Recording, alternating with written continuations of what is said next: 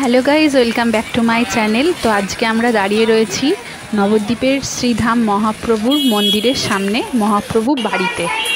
তো চলো তোমাদেরকে ভেতরটা অবশ্যই ঘুরে দেখাবো, আর ধামেশ্বর মহাপ্রভু কিন্তু দর্শন করাবো। নবদ্বীপের এই মন্দিরে পূজিত হয় বিষ্ণুপ্রিয়া দেবীর সেবিত মহাপ্রভুর মূর্তি। কথিত আছে যে মূর্তি বিষ্ণুপ্রিয়া দেবী নির্মাণ করেছিল চৈতন্যদেবের জীবনকালেই।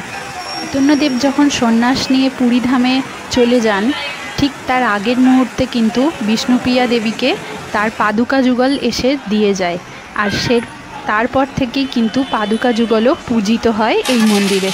এখনও পর্যন্ত পাদুকা যুগল রাখা আছে। এই মন্দিরের ভেতরেই রয়েছে চৈতন্যদাস বাবাজির সমাধি। চৈতন্যদাস বাবাজি কিন্তু খুব ভালো পণ্ডিত মানুষ ছিলেন। তিনি কিন্তু এই মন্দিরে যারাই আসতো তাদেরকে প্রসাদ না দিয়ে ফেরত পাঠাতেন না। কুকুর বেড়ালদেরকে খুবই মান্য করতেন, তাদেরকে দেখলে মাটিতে শুয়ে নমস্কার করতেন, তাদেরকে ভোগ প্রসাদ গ্রহণ করাতেন। তার যখন ভাবের উদয় হতো, তিনি কিন্তু কান্তাভাবে বিরাজমান করতেন মহাপ্রভুর বাঁ দিকে।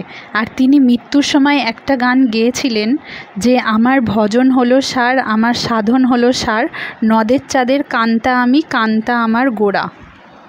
এটা হচ্ছে মহাপ্রভু বাড়ির নাট মন্দির, যেখানে পাঠ কীর্তন করা হয় মহাপ্রভুর একদম সামনেই। তো চলুন এবার আপনাদেরকে বলি যে মহাপ্রভুর এই মূর্তিটা কিভাবে এলো। প্রভু যখন পুরীধামে চলে যান সন্ন্যাস বেশ নিয়ে, তখন কিন্তু বিষ্ণুপ্রিয়া দেবী স্বামীর শোকে কাতর হয়ে গেছিল স্বামীকে না দেখতে পেয়ে। ঠিক সেই সময় মহাপ্রভু স্বপ্নাদেশ দেয় বিষ্ণুপ্রিয়া দেবীকে যে, আমি যে নিম গাছের তলায় জন্মেছি সেই নিম কাঠ দিয়ে আমার মূর্তিটা স্থাপন করো ওই মন্দিরে। তখন বিষ্ণুপ্রিয়া দেবী রাজি হয়ে বংশীবদন শিল্পী, যিনি এই মূর্তিটি তৈরি করেছিলেন, তাকে ডেকে এই মূর্তি কিন্তু তৈরি হয়। আর এই মূর্তিও তোমাদেরকে দেখাবো। আমরা উল্টো রথের দিন যেহেতু চলে গেছিলাম, তাই আপনাদের মহাপ্রভু বাড়ির এই ছোট্ট রথটিকে দেখাতে পারলাম। তো আপনাদের মনে হতে পারে যে মহাপ্রভু বাড়িতে বিষ্ণুপ্রিয়া দেবীর কোনো মূর্তি বা ছবি কেন নেই। শাস্ত্রমতে বিষ্ণুপ্রিয়া দেবী ছিলেন লক্ষ্মী দেবীর এক অংশ। কৃষ্ণলীলায় 3টে লীলাকে ভাগ করা হয়েছিল শ্রী ভূ লীলা। বিষ্ণুপ্রিয়া দেবী ছিলেন ভূ রূপিত লীলায়। তিনি দাপর যুগে সত্যভামা দেবী বলে উল্লেখিত রয়েছে গ্রন্থে। গৌর অবতারে শ্রী বিষ্ণুপ্রিয়া শ্রী নাম প্রচারের জন্যেই কিন্তু অবতারিত হয়েছিলেন বিষ্ণুপ্রিয়া রূপে। বিষ্ণুপ্রিয়ার ছবি কেন নেই এই মহাপ্রভু বাড়িতে, সেটা আজকে আপনারা নিজের চোখেই দেখতে পাবেন, কারণ আজকে মহাপ্রভুকে স্বয়ং বিষ্ণুপ্রিয়া রূপেই কিন্তু সাজানো হয়েছে।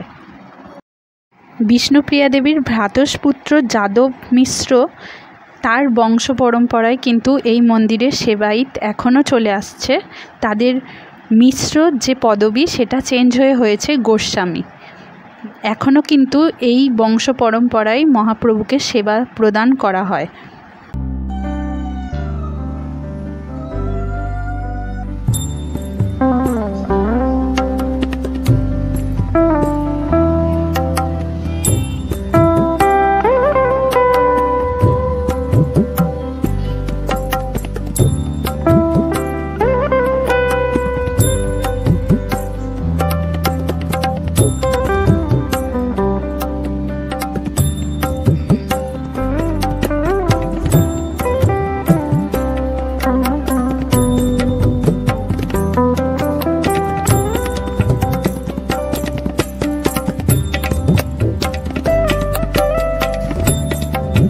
বিষ্ণুপ্রিয়া দেবীর পরিবার থেকে যখন একে একে সবাই চলে যাচ্ছে, পরলোক গমন করছে, তখন একমাত্র দামোদর পণ্ডিত ছিলেন তার পাশে। তারপর এলো সেই দিন গৌর পূর্ণিমা। তিনি মন্দিরে অভিষেক, পুজো বিধি সব কিছু মেনে পালন হলেও বিষ্ণুপ্রিয়া দেবী পুজো শেষ হয়ে যাওয়ার পরে কিন্তু ঢুকেছিলেন সেই গর্ভগৃহেতে। আর গর্ভগৃহের বাইরে থেকে কিন্তু নাম কীর্তন সব কিছু শোনা যাচ্ছিল, কিন্তু হঠাৎ এক সময় নাম কীর্তন সেটাও কিন্তু স্তব্ধ হয়ে যায়।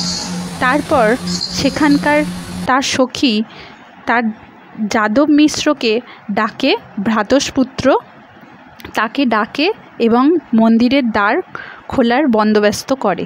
তো সেই মন্দিরের দরজা খুলে কিন্তু আর বিষ্ণুপ্রিয়া দেবীকে দেখা যায় না। অনেকে মনে করেন যে বিষ্ণুপ্রিয়া দেবী মহাপ্রভুর ওখানে সমাধি হয়ে গেছিলেন, নিজের মন সমাধি। আবার অনেকে মনে করেন যে মহাপ্রভুর মূর্তিতেই মিলীন হয়ে গেছিলেন। তাই এখনও পর্যন্ত কথিত আছে আর আপনাদের চোখের সামনেই প্রমাণিত যে মহাপ্রভুকে এখনও পর্যন্ত বিষ্ণুপ্রিয়া রূপেও পুজো করা হয়, বিষ্ণুপ্রিয়ার সাজে। আবার মহাপ্রভুর সাজেও কিন্তু মহাপ্রভুকে পুজো করা হয়। দু হাত দিয়ে যে নিচের দিকে দেখাচ্ছে, দেখতে পাচ্ছ মহাপ্রভুর মূর্তিটি, এটার নামই হচ্ছে ধাম দেখাচ্ছে, অর্থাৎ নবদ্বীপ ধাম। কিন্তু এই মন্দিরের প্রচলন থেকেই শুরু হয়েছে নবদ্বীপ ধামের কথা। তো এই হচ্ছে ধামেশ্বর মহাপ্রভু। আপনাদের ভিডিওটা কেমন লাগলো অবশ্যই জানাবেন, আর যদি ভালো লেগে থাকে তো অবশ্যই শেয়ার করবেন, সাবস্ক্রাইব করে রাখবেন চ্যানেলটাকে, আর লাইক করতে একদমই ভুলবেন না। তো সুস্থ থাকুন, ভালো থাকুন, দেখা হবে নেক্সট ভিডিও।